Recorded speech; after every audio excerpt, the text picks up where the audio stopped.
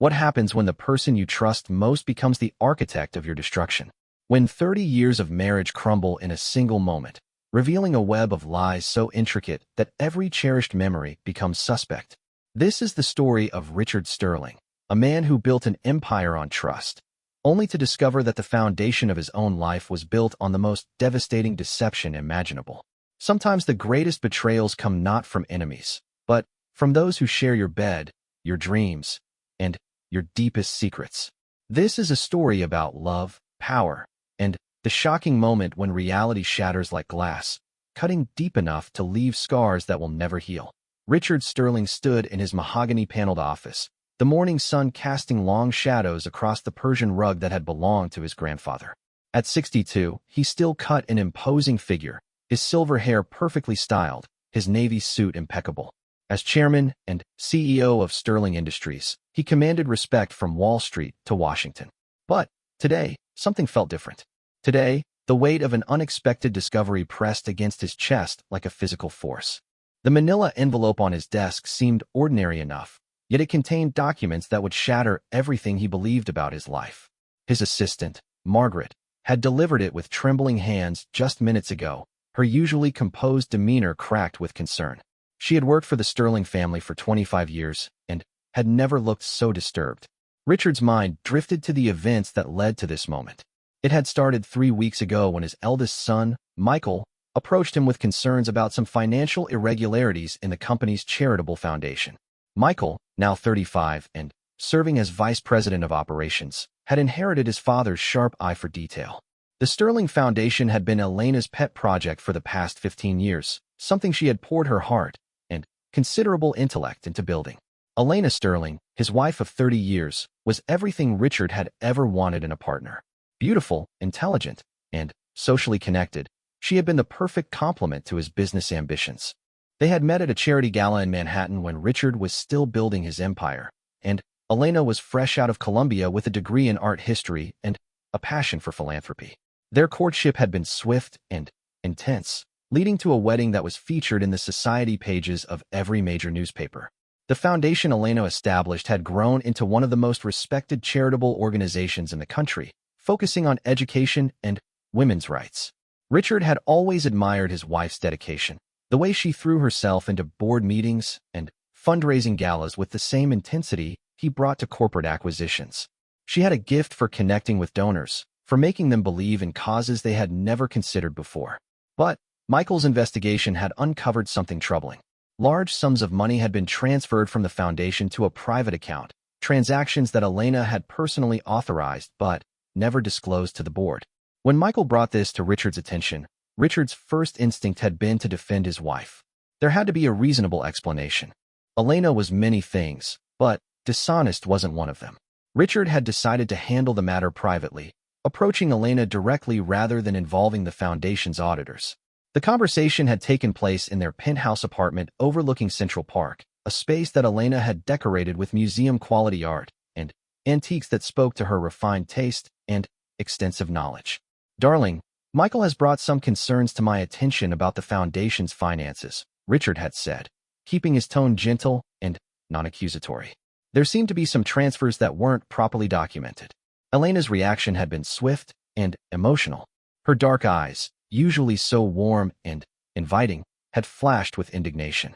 "I can't believe you're questioning my integrity based on Michael's paranoid suspicions," she had said, her voice rising in a way that was completely unlike her usual composed demeanor. "That money was transferred for legitimate operational expenses. I don't need to justify every decision to a board of old men who barely understand the complexities of modern charitable work." Her defensiveness had surprised Richard. In 30 years of marriage, Elena had never spoken to him with such vehemence. She was typically measured in her responses, preferring to discuss issues rationally rather than emotionally. But that night, she had stormed out of the room, leaving Richard with an unsettling feeling that something fundamental had shifted between them. The next morning, Elena had been her usual self again, bringing him coffee in bed and discussing their plans for an upcoming art exhibition. She had apologized for her outburst, explaining that she had been under tremendous stress with the foundation's latest project, a scholarship program for underprivileged girls. Richard had accepted her explanation, choosing to believe in the woman he had loved for 3 decades. But Michael hadn't been satisfied. With Richard's reluctant permission, he had hired a private investigative firm to conduct a discreet audit of the foundation's finances. The firm, Henderson & Associates, was known for their discretion and thoroughness. Richard had worked with them before on due diligence for corporate acquisitions, and their reputation was impeccable. The investigation had taken 2 weeks, during which Richard had tried to maintain normalcy in his marriage. He and Elena continued their usual routine: breakfast together while reading the morning papers, dinner parties with their social circle, weekend trips to their estate in the Hamptons. Elena seemed completely at ease, showing no signs of stress or guilt. She spoke enthusiastically about the foundation's upcoming fundraiser, a black-tie gala that was expected to raise over $2 million.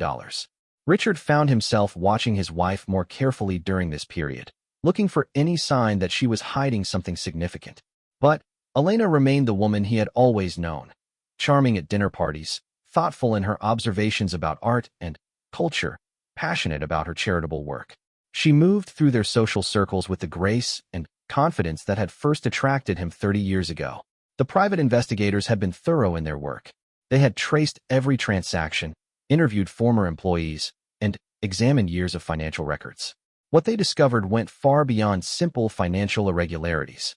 The foundation had been used as a front for a complex money laundering operation, with funds being funneled through a network of shell companies before ending up in private accounts. But the most shocking discovery wasn't about money.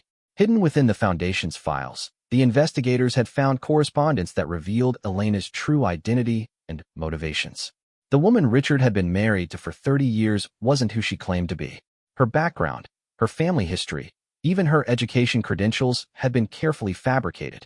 The real Elena Voss had died in a car accident in Switzerland 28 years ago. The woman Richard knew as his wife had assumed her identity, using forged documents and a manufactured past to infiltrate New York society. Her entire relationship with Richard had been built on deception, a long-term con designed to gain access to his wealth and influence. The investigators had uncovered a trail of evidence that painted a picture of a professional con artist with connections to organized crime. The charitable foundation hadn't just been a cover for money laundering.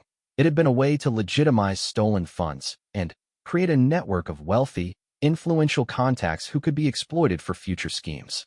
Richard's hands shook as he opened the envelope containing the investigators' final report.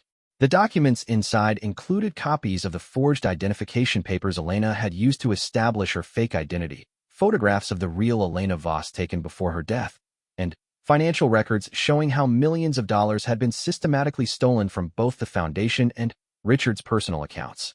The most devastating evidence was a series of recorded phone conversations between Elena and her criminal associates, discussions about Richard's business dealings and how they could be manipulated for illegal gain. In these recordings, Elena spoke about her husband with cold calculation, referring to him as the Mark, and discussing their marriage as nothing more than a successful long-term operation. "The old fool still believes I love him," Elena's voice said in one recording. "After 30 years, he trusts me completely. He signed over power of attorney for the foundation without even reading the documents. These rich men are all the same. Their egos make them vulnerable." Richard set the documents down with trembling hands, his world tilting off its axis. Everything he thought he knew about his life had been a lie. The woman he had loved, trusted, and built a life with was a stranger, a criminal who had been systematically destroying him from within. The implications were staggering. How many of their friends and business associates had been compromised? How many deals had been influenced by information Elena had passed along to her criminal contacts? The foundation's board included some of the most powerful people in New York, individuals whose trust and support had been crucial to Richard's success. Richard thought about their children, Michael and Sarah, who had grown up believing Elena was their stepmother after Richard's first wife had died in childbirth with Sarah. Elena had been the only mother Sarah had ever known, and Michael had accepted her as family when he was just 5 years old. How would they react to learning that the woman who had raised them was a criminal who had been using them as part of her cover story? The financial damage was extensive, but manageable. Richard's business empire was strong enough to absorb the losses, and his personal wealth was diverse enough that Elena's theft, while significant, wouldn't destroy him financially. But the emotional devastation was something else entirely. 30 years of marriage, thousands of shared moments, intimate conversations, and expressions of love had all been part of an elaborate performance.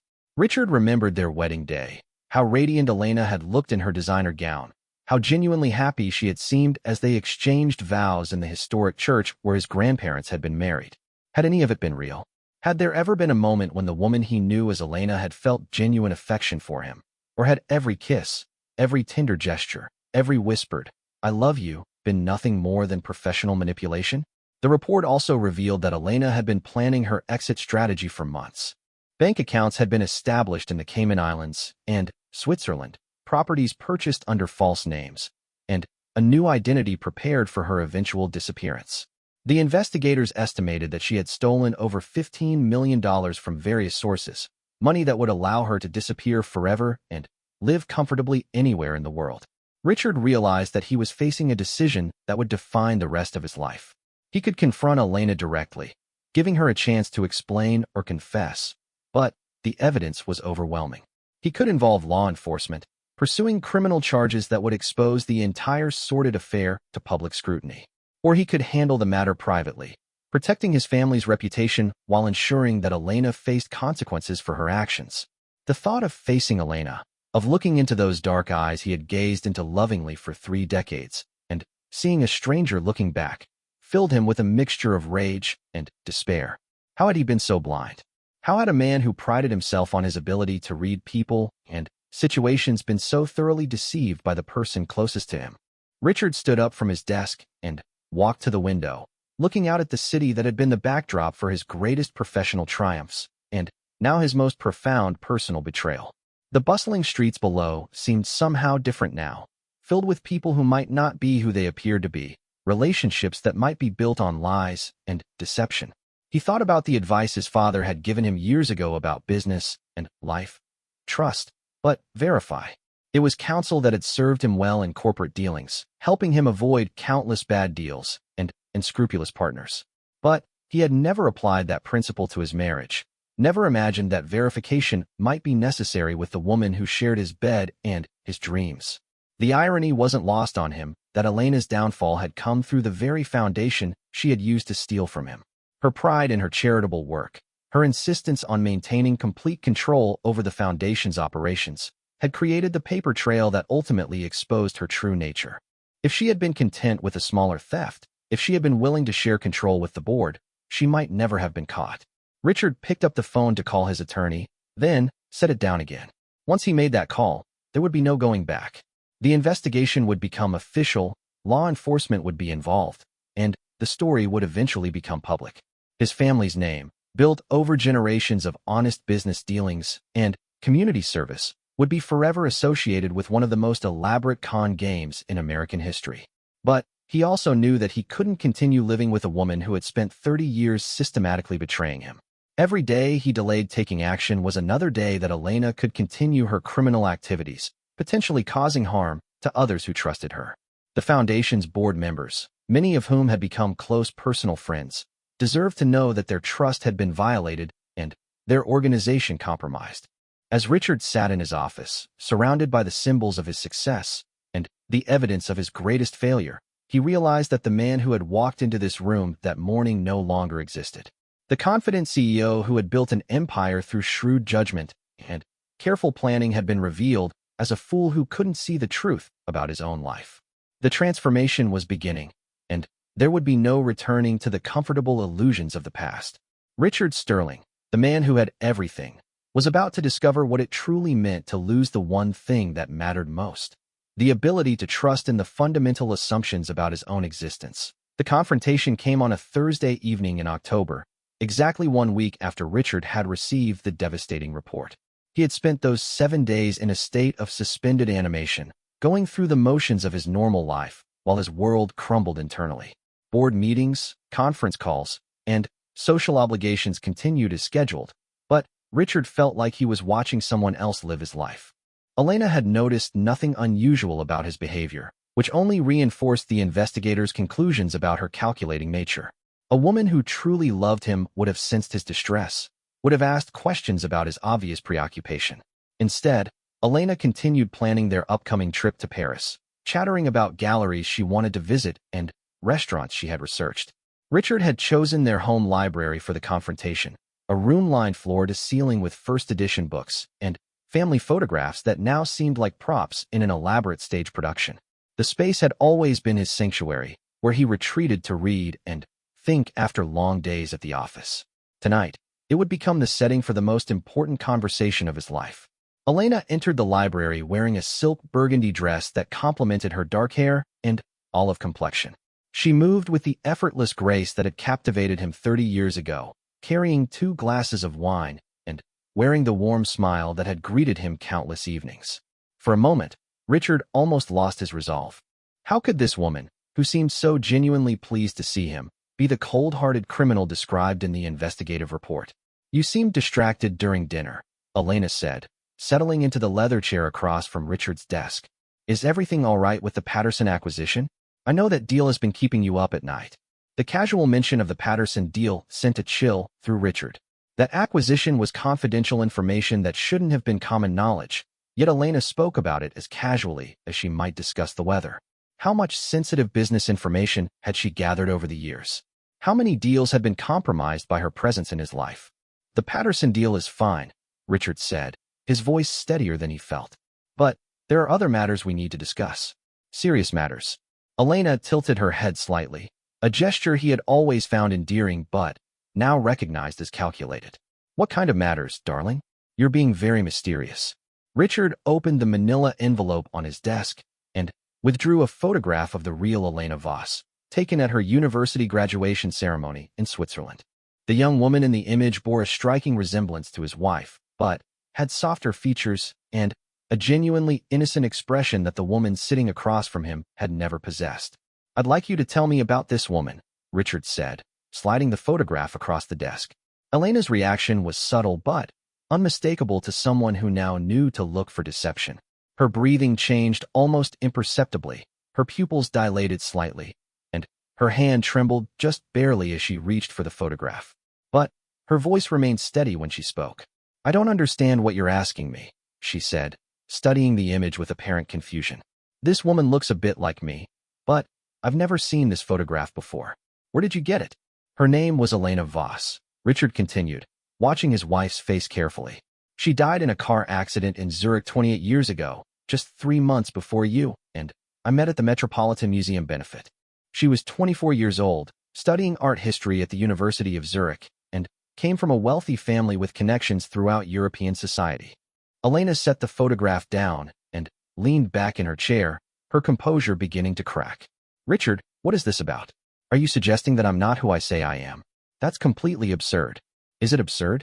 Richard asked, producing another document from the envelope.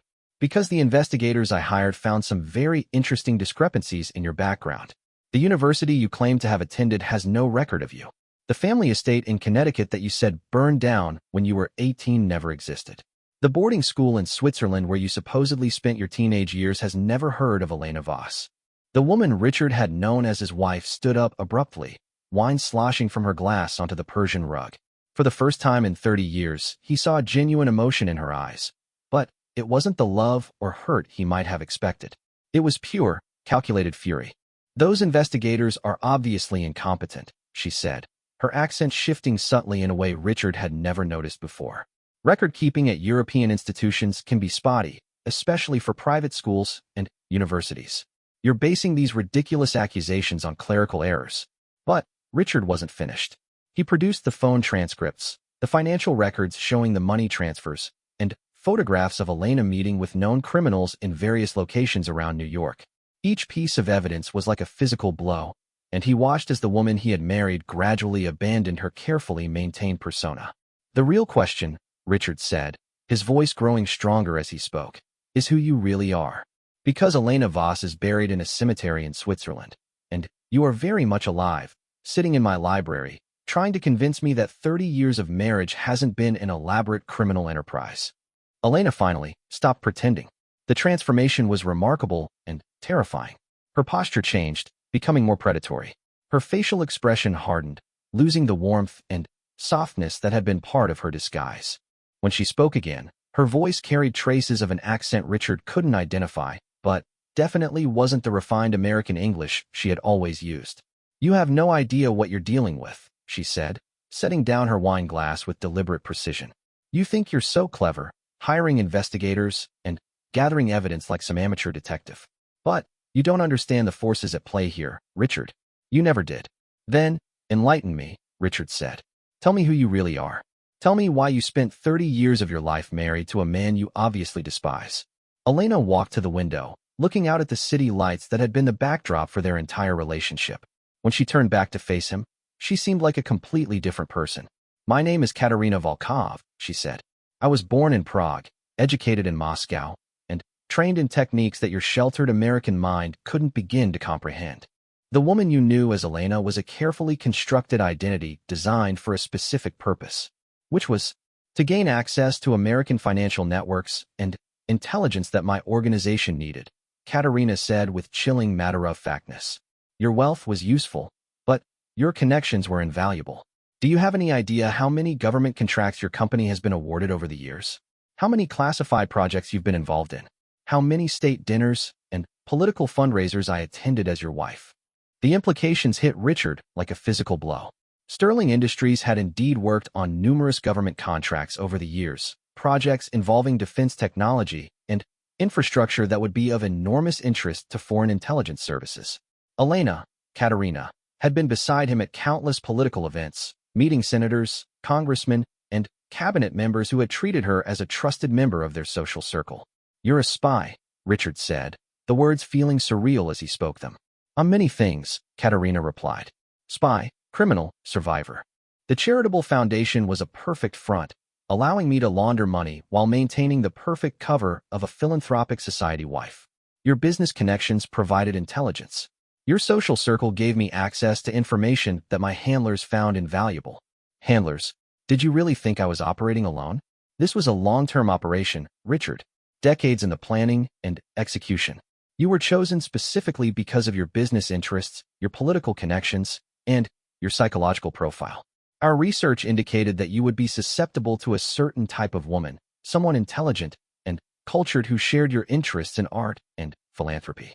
Richard felt physically sick as the full scope of the deception became clear. Every aspect of their relationship had been manufactured, from their first meeting to Elena's carefully cultivated interests that seemed to complement his own so perfectly. The museum benefit where they met hadn't been a coincidence. Elena's extensive knowledge of art history wasn't the result of academic study, but professional preparation for her role. The children, Richard said, thinking of Michael and Sarah. What about my children? For the first time, Katerina's expression softened slightly. That part wasn't planned. The operation was supposed to last 5 to 7 years, long enough to establish trust and gather the necessary intelligence and financial resources. But your first wife's death complicated things, and I found myself in the role of stepmother to Michael. When Sarah came along, you cared about them, Richard said, recognizing something genuine in Katerina's voice for the first time. I wasn't supposed to, she admitted. But children are innocent, regardless of the circumstances of their birth. I may be many things, Richard, but I'm not a monster. Michael and Sarah never deserved to be caught up in this operation. Then, why didn't you leave? Why continue the charade for 30 years? Katerina laughed bitterly. You think I had a choice? You think I could simply walk away from an operation this extensive? My organization doesn't accept resignation letters, Richard. I was committed to this role for life, or until they decided I was no longer useful. And now everything has changed. Your investigation has compromised the entire operation. Within hours, people much more dangerous than me will know that their investment has been exposed. They'll want to cut their losses. Richard felt a chill run down his spine. Are you threatening me? I'm warning you, Katerina said. You think this is just about money and betrayal, but you've stumbled into something much larger and more dangerous than you can imagine. There are people who will kill to protect the secrets you've uncovered. Then, we go to the authorities together. You can testify, cooperate with the investigation. And say what? That I've been a deep cover operative for 30 years, gathering intelligence on American defense contractors and political figures? You have no idea how many laws I've broken, how many people I've betrayed. The FBI won't offer me protection, Richard. They'll throw me in a federal prison for the rest of my life. Richard stood up and walked around the desk to face the woman he had thought he knew. Up close, he could see the exhaustion in her eyes, the weight of carrying such an enormous deception for 3 decades. Did any of it mean anything to you? He asked. 30 years of marriage, raising my children, building a life together. Was all of it just professional obligation? Katerina was quiet for a long moment, and when she spoke, her voice was softer than it had been all evening. In the beginning, no. You were a target, nothing more. But living a lie for 30 years changes you in ways you can't anticipate. There were moments, watching Sarah take her first steps, helping Michael with his college applications, quiet evenings when you would read while I worked on foundation business, when I almost forgot who I really was. Almost. But I never forgot completely. I couldn't afford to. The moment I let my guard down completely would have been the moment I failed my mission and signed my death warrant. Richard reached out and gently took Katerina's hand, noting that she didn't pull away. Her skin was still soft, her wedding ring still gleaming on her finger, but everything else had changed irrevocably. We can figure this out, he said. There has to be a way to protect you and the children while still dealing with the legal implications of what you've done. Katerina shook her head sadly. You still don't understand. This isn't a problem that can be solved with lawyers and negotiations. The people I work for don't negotiate, Richard. They eliminate problems. Then we disappear. Take Michael and Sarah somewhere safe while we figure out our next move. And live as fugitives for the rest of our lives. You're not built for that kind of existence, Richard. You're a man who needs structure, stability, the respect of your peers. You couldn't survive in the shadows. Richard realized that Katerina was right. Everything he had built, his business, his reputation, his sense of self, was tied to the life he had created in New York. Running away would mean abandoning not just his empire, but his identity. So what do you suggest? He asked. I leave tonight, Katerina said simply. I disappear, and you never see me again. You tell the children that our marriage fell apart, that I needed to start a new life somewhere else. In a few months, you can quietly divorce me for abandonment. Your reputation survives. The children don't learn the truth about what their stepmother really was, and you get to keep everything that matters to you. Except my wife. You never had a wife, Richard. You had a spy who was very good at her job. The brutal honesty of that statement hit Richard harder than all the evidence and accusations combined. For 30 years, he had been married to an illusion, a carefully crafted performance designed to extract maximum value from his wealth and connections. As Richard looked into Katerina's eyes for what he realized might be the last time, he saw something that surprised him, genuine sadness. Whatever else she might be, whatever lies she had told and crimes she had committed, there was real regret in her expression. I'm sorry, she said quietly. For what it's worth, if I could have been the woman you thought I was, I would have been happy to live that life forever. Richard believed her, and that somehow made everything worse. Richard didn't sleep that night. After Katerina's confession, she had gone upstairs to pack while he remained in the library, staring at the evidence scattered across his desk. The photographs, financial records, and transcripts seemed to mock him, tangible proof of his own blindness and naivety. By dawn, she was gone, leaving behind only a brief note that said simply, protect the children. Trust no one else. The house felt different without her presence, as if 30 years of carefully maintained illusion had been swept away with her departure. Richard walked through the rooms they had shared, seeing everything with new eyes. The art collection Elena had curated so expertly wasn't the result of passion and knowledge, but professional preparation for her role. The photographs of family vacations and milestone celebrations documented not genuine memories, but elaborate performances. In their bedroom, Richard found that Katerina had taken very little with her. Her jewelry remained in the safe, expensive clothes still hung in the walk-in closet, and her personal effects were largely untouched. It was as if she had simply vanished, leaving behind the props and costumes of a character she no longer needed to play. The most unsettling discovery was in Elena's private study, a small room adjacent to their bedroom that she had used for foundation work and personal correspondence. Hidden behind a false panel in the antique secretary desk, Richard found a collection of documents that revealed the true scope of her operation. There were detailed psychological profiles of not just Richard, but of Michael, Sarah, and dozens of their friends and business associates. Elena had been systematically gathering intelligence on everyone in their social circle, noting weaknesses, financial vulnerabilities, and personal secrets that could be exploited. The thoroughness was breathtaking and terrifying. A leather-bound journal contained Elena's personal observations about the people in her life, written in a mixture of English and what Richard assumed was Russian. He couldn't read most of it, but The English portions were chilling in their clinical detachment. She had analyzed Richard's business strategies, his relationship with his children, and his psychological vulnerabilities with the cold precision of a scientist studying specimens. One entry, dated just 6 months earlier, read, "Richard's trust in me remains absolute. The Patterson acquisition presents opportunities for intelligence gathering, as the defense contracts will require security clearances for key personnel. Michael's promotion to VP makes him a valuable secondary asset, though his natural suspicion requires careful management. Sarah's engagement to the senator's son creates new avenues for political access." Richard realized that his entire family had been treated as assets in Elena's operation. Every relationship, every business decision, every personal milestone had been evaluated for its intelligence value. The woman who had raised his children, attended their school plays, and graduation ceremonies, had been constantly calculating how their lives could be exploited for criminal purposes. The journal also contained detailed information about Elena's handlers and the organization she worked for. References to meetings in diplomatic vehicles, coded communications through art gallery transactions, and dead drops at various locations throughout New York painted a picture of a sophisticated espionage network that had been operating under everyone's noses for decades. Most disturbing were Elena's recent entries, which revealed her growing anxiety about the operation's exposure and her handler's instructions for contingency planning. The final entry, dated just 2 days before Richard's confrontation, contained a chilling directive. Moscow control indicates that full exposure is imminent. Termination protocols may be necessary to protect operational security. All assets must be considered expendable. Richard's hands trembled as he read those words. The clinical language couldn't disguise the meaning. Elena's organization was prepared to kill him, his children, and anyone else who might threaten their secrets. The warning she had given him the night before wasn't mere dramatic posturing. His investigation had genuinely put his family in mortal danger. The phone rang, jolting Richard from his dark thoughts. Michael's voice was strained when Richard answered. "Dad, something's happened to the Foundation's computer systems. Everything's been wiped clean.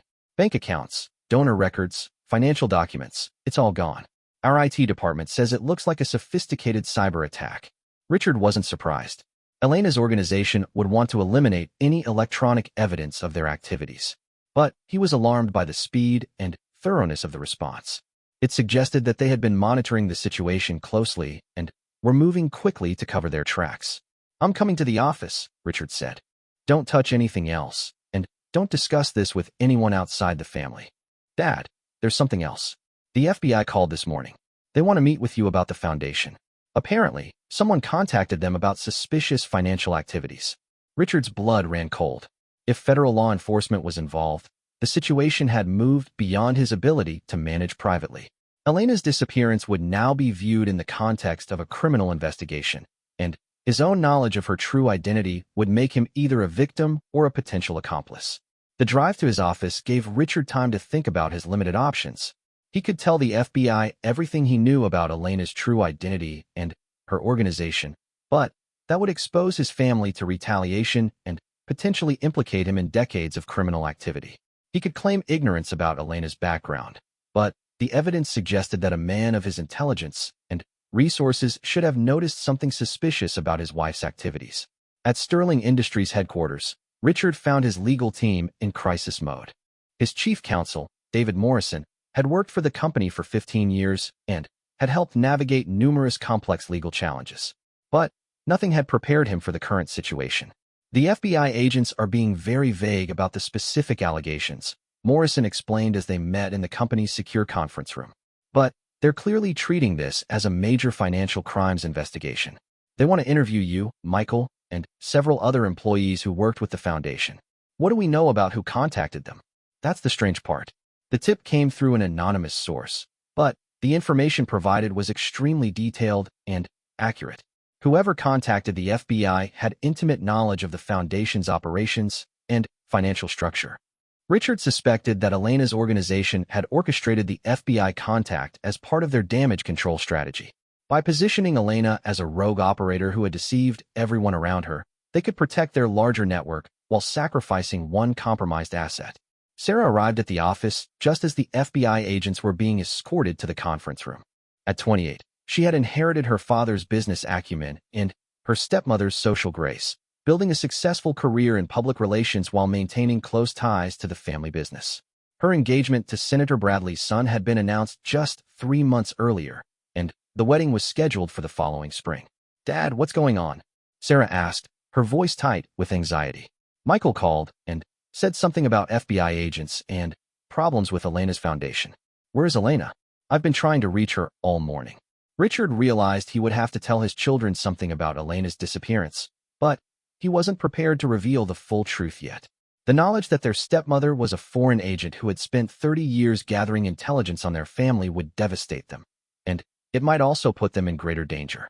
"Elena and I are having serious marital problems," Richard said, choosing his words carefully. "She's left the house, and we're discussing separation.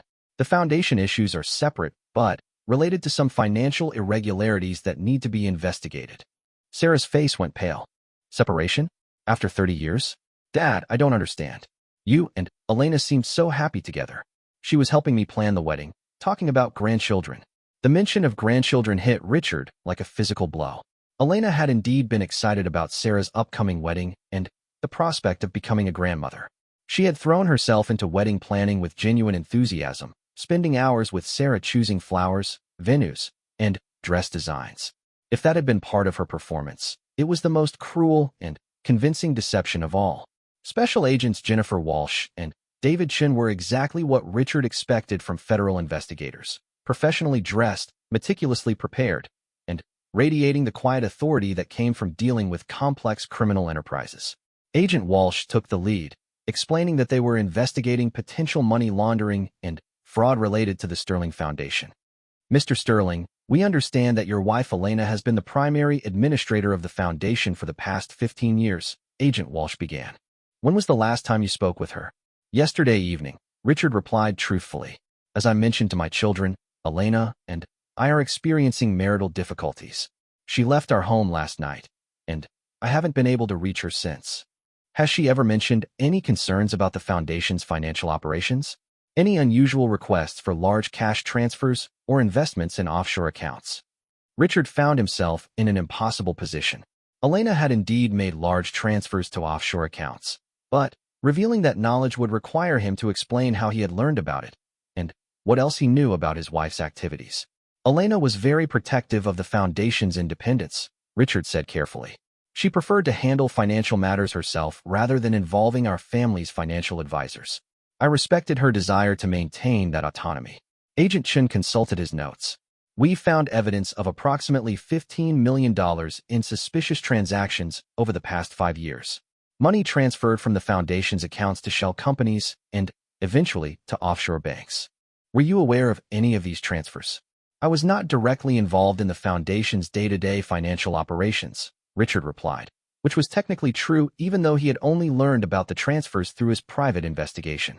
"Mr. Sterling," Agent Walsh said, leaning forward slightly, "we have reason to believe that your wife may be involved in a larger criminal enterprise. We're concerned for her safety and yours. If she's contacted you or if you have any information about her whereabouts, it's crucial that you share that with us." The irony of the situation wasn't lost on Richard. The FBI was genuinely concerned about Elena's safety, not realizing that she was the criminal mastermind they were hunting. They viewed her as a potential victim rather than the architect of the entire operation. "If Elena contacts me, I'll encourage her to cooperate with your investigation," Richard said, which was the truth even if it wasn't the whole truth. The interview continued for another hour, with the agents asking detailed questions about the foundation's operations, Elena's background and associations, and the Sterling family's business relationships. Richard answered as truthfully as possible while withholding the information that would expose Elena's true identity and put his family at risk. After the agents left, Richard found himself alone with his children in the conference room. Both Michael and Sarah looked shaken by the experience, struggling to understand how their seemingly perfect family had suddenly become the subject of a federal criminal investigation. "Dad, there's something you're not telling us," Michael said. "This isn't just about marital problems and financial irregularities. What's really going on?" Richard looked at his son and daughter, these two remarkable young people who had grown up believing Elena was their loving stepmother. They deserved the truth, but he also needed to protect them from the dangerous knowledge he possessed. "The situation is more complex than I initially realized," Richard admitted. There are things about Elena that I'm still learning myself. But I need you both to be very careful right now. Don't trust anyone outside our immediate family, and be aware of your surroundings at all times. Are we in danger? Sarah asked. I don't know, Richard replied honestly. But until we understand exactly what Elena was involved in and who else might be connected to these activities, we need to assume that we could be. The weight of responsibility for his children's safety pressed down on Richard like a physical burden. For 30 years, he had trusted Elena with the most precious things in his life, his children, his business, his future. Now he realized that everything he held dear had been at the mercy of a woman whose true loyalties lay with an organization that viewed his family as expendable assets. As evening approached, Richard sent Michael and Sarah home with instructions to vary their routines and stay in contact. He remained at the office, trying to process the full implications of the day's events and plan for an uncertain future. The investigation would continue, and eventually the truth about Elena's identity would emerge. When that happened, Richard's own credibility would be questioned. How could a man of his intelligence and resources have been deceived for 30 years? The answer was both simple and devastating, because he had loved and trusted the woman he thought Elena was. But love and trust were luxuries Richard could no longer afford. He was now engaged in a deadly game with professional criminals who had already demonstrated their willingness to sacrifice anyone who threatened their operations. His next moves would determine not just his own survival, but the safety of his children and the legacy he had spent his entire life building. 3 days after Elena's disappearance, Richard received the first direct threat. It arrived as a simple text message to his private cell phone, a number known only to family and closest associates. Your investigation has created problems for mutual friends. Cooperation ensures everyone's safety. 48 hours. Richard stared at the message, recognizing it as confirmation of his worst fears. Elena's handlers were making contact, offering him a devil's bargain, silence in exchange for his family's survival. The 48-hour deadline left little time for careful planning or consultation with law enforcement. The timing wasn't coincidental. Earlier that morning, Agent Walsh had called to inform Richard that the FBI's investigation had uncovered connections between the Sterling Foundation and several other charitable organizations that were suspected of money laundering. The net was widening, and Elena's criminal network was feeling pressure from multiple directions. Richard had spent the past 3 days implementing security measures for his family. Michael and Sarah were staying at the family's estate in the Hamptons under the protection of a private security firm, while Richard remained in the city to manage the crisis. Sterling Industries' head of security, a former FBI agent named Thomas Kane, had swept Richard's homes and offices for surveillance devices and found several sophisticated listening devices that had been installed months earlier. Whoever placed these was a professional, Kane had explained. The technology is military-grade, not something you'd find in a typical criminal operation. This suggests government-level resources and training. The discovery of the surveillance equipment had forced Richard to communicate with his children through encrypted messaging apps and conduct all sensitive conversations in electronically secure locations. The paranoia was exhausting, but necessary given the stakes involved. Richard's business empire was also under strain. News of the FBI investigation had leaked to the financial press, causing Sterling Industries' stock price to drop 15% in 3 days. Several major clients had quietly postponed contract renewals, and 2 board members had suggested that Richard consider taking a leave of absence until the investigation was resolved. The irony wasn't lost on Richard that Elena's criminal activities were now threatening the very business empire that had attracted her handler's attention in the first place. 30 years of careful relationship building and reputation management were being undermined by the woman who had supposedly been his greatest supporter and advocate. David Morrison had been working around the clock to minimize the legal damage, but the situation was complicated by Richard's decision to withhold crucial information from the FBI. His knowledge of Elena's true identity was both his greatest liability and his most valuable bargaining chip, but using it would require him to admit that he had concealed vital information from federal investigators. The FBI is getting frustrated with the lack of progress, Morrison warned during their daily briefing. They suspect you know more than you're telling them, and if they decide to treat you as an uncooperative witness rather than a victim, this situation becomes much more serious. Richard understood the implications. Federal prosecutors had broad powers to compel testimony and cooperation, and they wouldn't hesitate to use those powers if they believed Richard was obstructing their investigation. But cooperating fully with the FBI would almost certainly trigger retaliation from Elena's organization, potentially putting his children at risk. The second message arrived exactly 24 hours after the first. Time is running short. Your family's European vacation was lovely last summer. Sarah looked beautiful in Venice. Attached was a photograph of Sarah and her fiancé taken during their trip to Italy the previous July, but the image had been altered to show crosshairs over Sarah's face. Richard's blood ran cold as he studied the photograph. His family's vacation had been carefully planned and kept private, with reservations made under assumed names to avoid publicity. The fact that Elena's handlers had detailed knowledge of their activities and access to surveillance photographs demonstrated the depth of their penetration into his personal life. He immediately called Thomas Kane and instructed him to increase security at the Hamptons estate and arrange for Sarah and Michael to be moved to a more secure location. But he also realized that no amount of private security could protect his family if a professional intelligence organization was determined to harm them. The final deadline message arrived 12 hours later. Midnight tonight. Central Park, Bethesda Fountain. Come alone, or the morning news will feature a tragic accident involving your children. Richard knew he had no choice but to comply with the meeting request.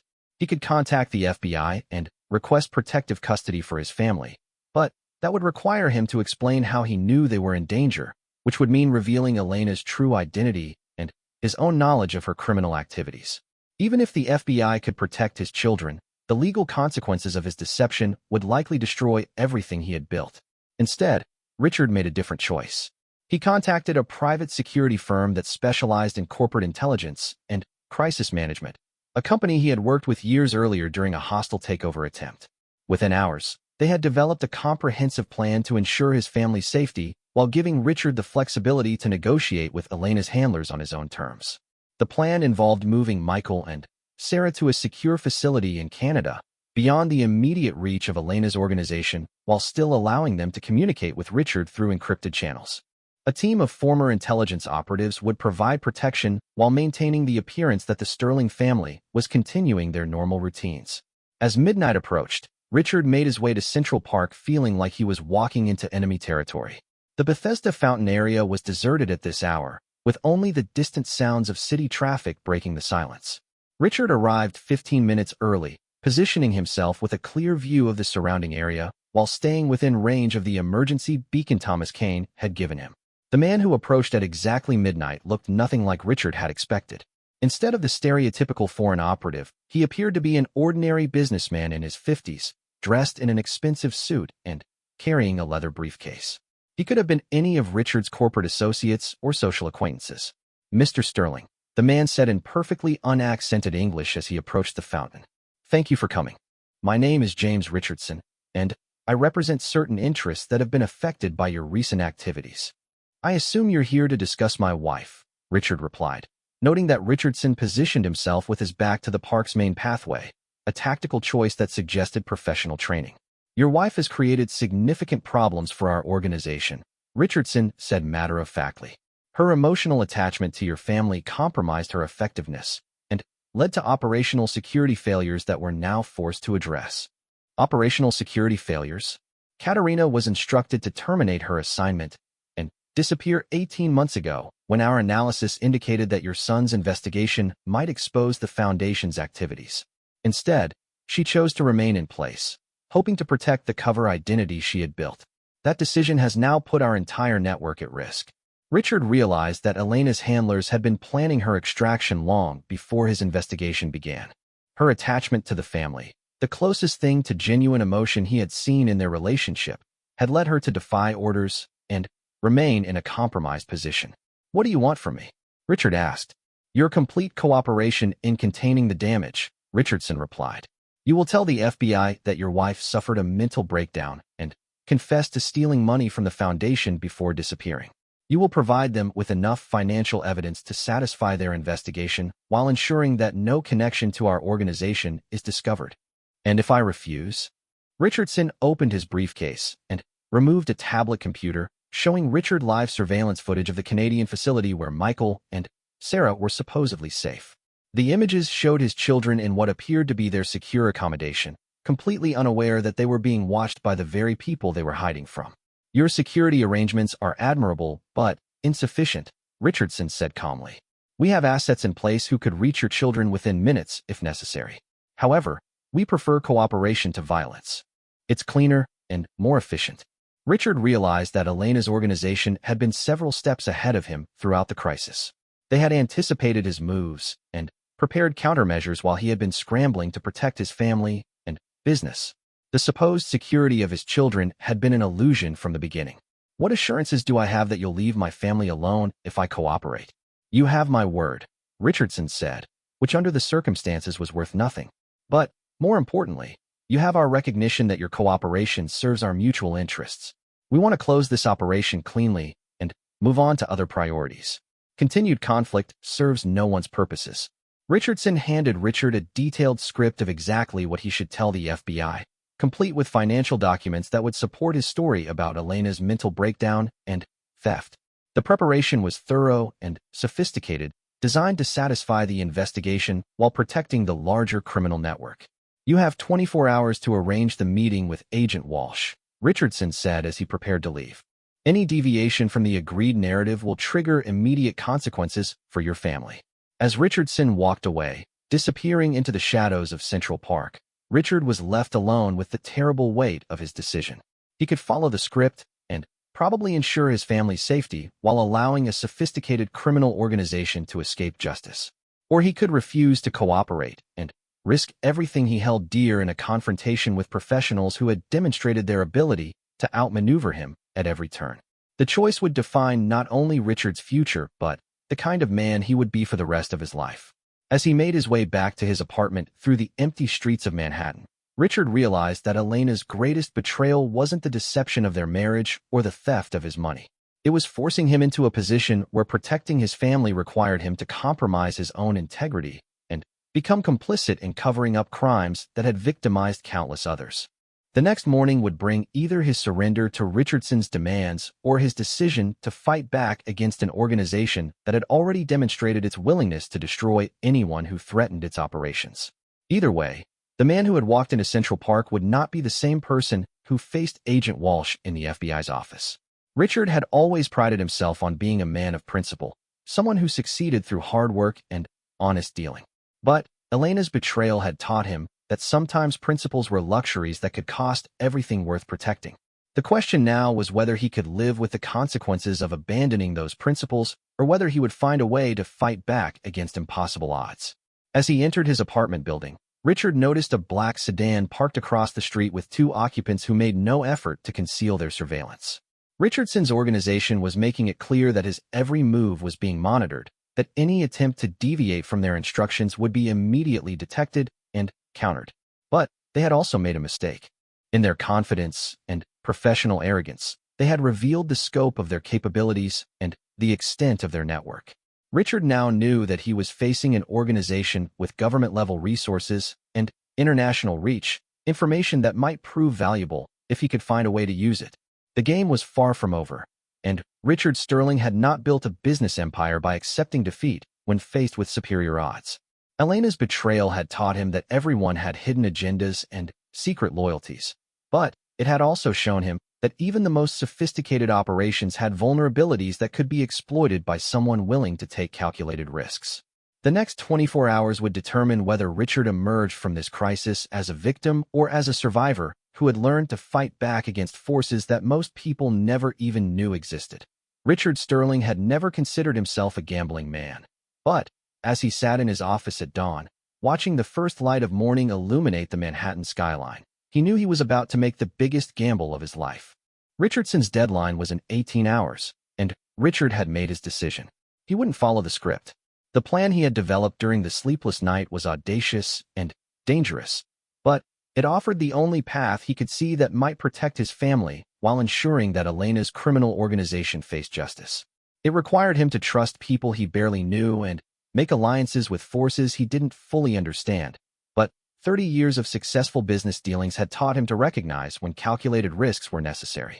Thomas Kane arrived at Richard's office at 6 in the morning, carrying a secure briefcase that contained the fruits of his own sleepless night. Kane's contacts in the intelligence community had provided crucial information about the organization Richard was facing.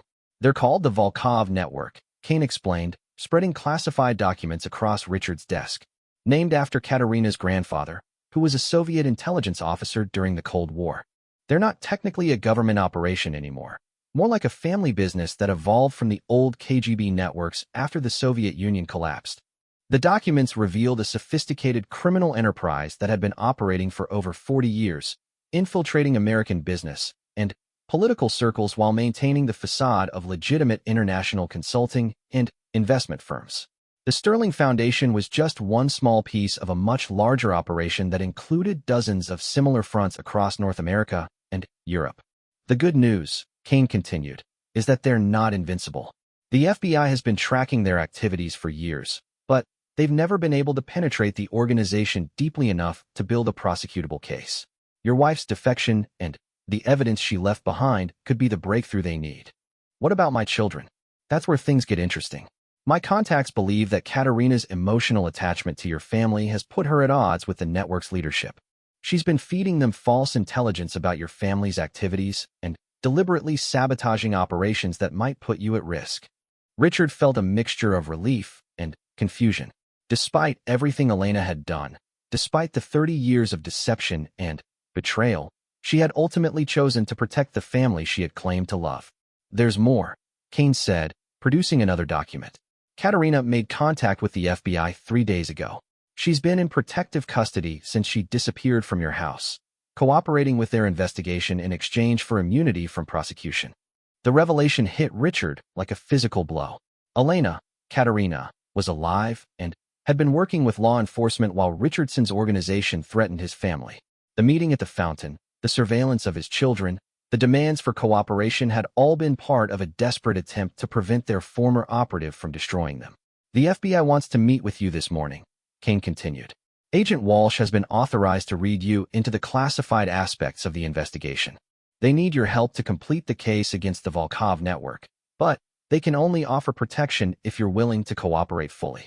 Richard realized that his careful game of withholding information from the FBI had been unnecessary from the beginning. Katerina had already told them everything, and his attempts to protect his family had actually put them at greater risk by preventing law enforcement from providing adequate protection. The meeting with Agent Walsh took place in a secure facility downtown, far from the FBI's normal offices. Richard was accompanied by David Morrison and Thomas Kane, while the federal team included not only Walsh and Agent Chun, but also representatives from the CIA and National Security Agency who had been tracking the Volkov network's activities for years. Mr. Sterling, Agent Walsh began, we owe you an apology. We couldn't reveal the true scope of our investigation during our previous meetings because we needed to protect Katerina's safety and the integrity of the operation. Your wife has been an invaluable source of intelligence about one of the most sophisticated criminal enterprises we've ever encountered. The briefing that followed was both enlightening and terrifying. The Volkov network had infiltrated dozens of American companies and government agencies over the past 3 decades, stealing classified technology, manipulating financial markets, and gathering intelligence that had been sold to hostile foreign governments. Katerina's operation against Richard and his business was just one thread in a web that extended throughout the highest levels of American society. Katerina's cooperation has allowed us to identify and monitor the network's other operatives, Agent Chin explained. But they've realized she's compromised, and they're moving to shut down all their American operations. We have a narrow window to capture their leadership before they disappear. What do you need from me? Richard asked. We want you to keep your meeting with Richardson tonight, but you'll be wearing surveillance equipment and accompanied by an FBI team, Walsh replied. Richardson doesn't know that Katerina is in protective custody, so he'll assume you're following his instructions. We'll use the meeting to locate his base of operations and arrest the network's leadership. The plan was risky but carefully designed to minimize danger to Richard and his family. Michael and Sarah would remain in protective custody in Canada until the operation was complete, while Richard would appear to comply with Richardson's demands while actually helping to gather the evidence needed to destroy the entire organization. There's one more thing, Walsh said, hesitating slightly. Katerina has requested to see you before the operation begins. She says there are things she needs to tell you personally that might affect your decision to cooperate. Richard had been dreading this moment since learning that Katerina was still alive. The thought of seeing her again, of looking into the eyes of the woman who had deceived him for 30 years while knowing that she had ultimately chosen to protect his family, filled him with conflicting emotions he wasn't prepared to process. The meeting took place in a safe house in Queens, a nondescript suburban home that had been converted into a secure facility for protecting high-value witnesses. Katerina was waiting in the living room when Richard arrived, and, for a moment, he forgot everything else. She looked smaller somehow, more vulnerable than the confident woman who had dominated New York society for 3 decades. Her dark hair was shorter, and she wore simple clothes without makeup or jewelry. But her eyes were the same, and when she looked at him, Richard saw something he had never noticed before: genuine fear. "Thank you for coming," she said softly as Richard took the chair across from her. "I wasn't sure you would agree to see me. The FBI said you had something important to tell me." "I wanted to explain why I stayed," Katerina said. "Why I didn't leave when Moscow ordered me to extract 18 months ago. Why I risked everything to remain with your family." Richard waited, unsure what he wanted to hear from the woman who had built her entire life on lies. "In the beginning, it was just an assignment. You were a target, nothing more than a means to accomplish our objectives.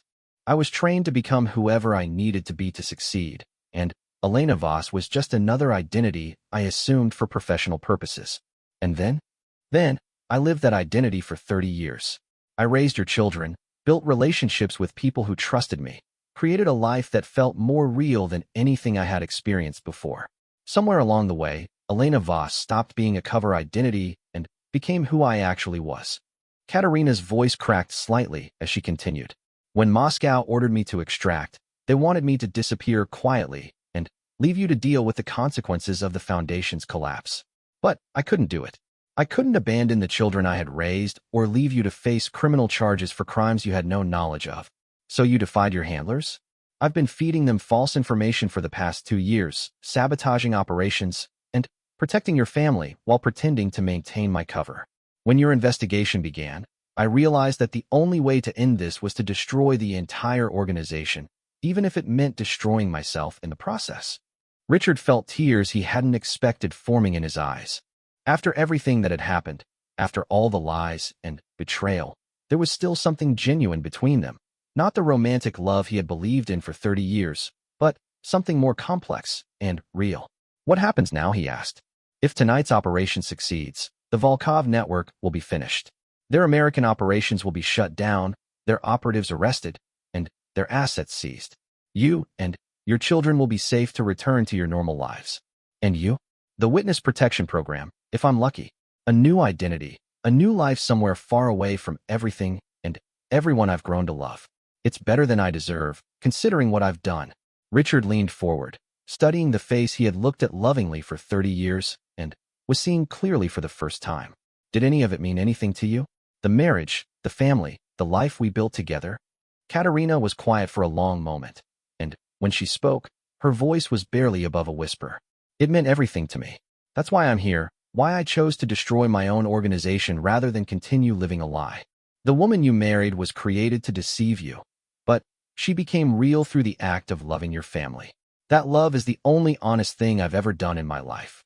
The meeting ended with Richard and Katerina saying goodbye for what they both knew would be the last time.